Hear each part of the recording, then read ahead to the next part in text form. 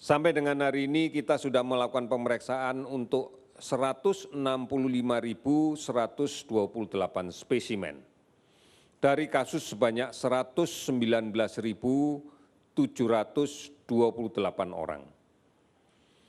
Hasil positif akumulasi adalah 14.749 orang, di mana dari 14.749 orang, diantaranya kita dapatkan dengan melalui real-time PCR 14.557 orang dan tes cepat molekuler 192 orang.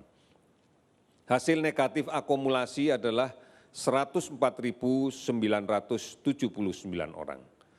Ini yang perlu kita pahami bahwa inilah data-data yang kita miliki. Kasus yang kita dapatkan konfirmasi COVID-19 ini adalah naik sebanyak 484 orang, sehingga menjadi 14.749 orang. Kasus sembuh meningkat 182 orang, menjadi 3.063 orang. Kasus meninggal 16 orang, sehingga menjadi 1.007 orang. Sudah 376 kabupaten kota yang terdampak di 34 provinsi. Kasus ODP akumulasi yang kita pantau adalah 251.861 orang, di mana sebagian besar sudah selesai pemantauan.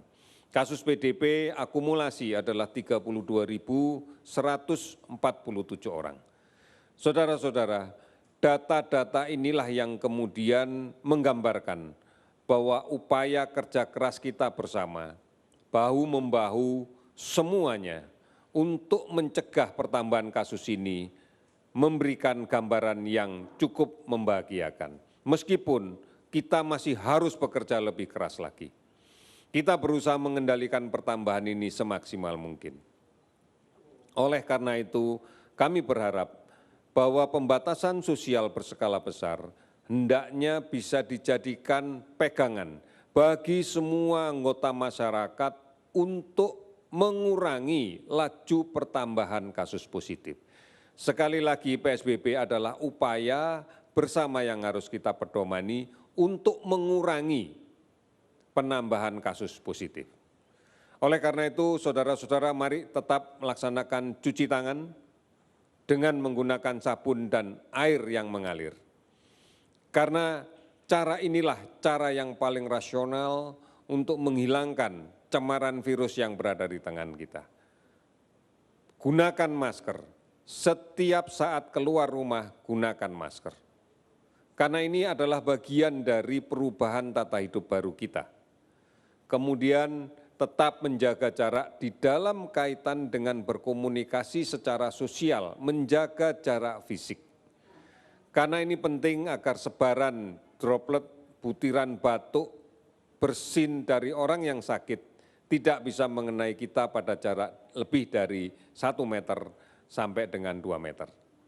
Kemudian tetap berada di rumah, karena hal yang tidak perlu dilakukan di luar rumah kita bisa hindarkan. Sehingga inilah yang kemudian menjadi tatanan hidup baru kita.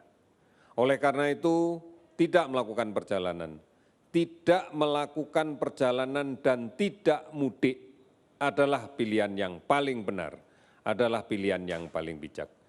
Saudara-saudara, ini semuanya hanya bisa kita lakukan manakala disiplin kita tidak terputus.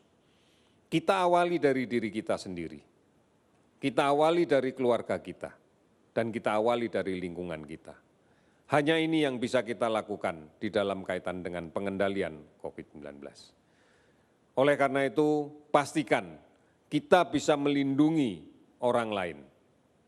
Karena cara ini adalah cara yang paling benar untuk mengendalikannya. Kita pasti bisa, dan Indonesia pun pasti bisa melakukan ini. Sekian, terima kasih dan selamat sore.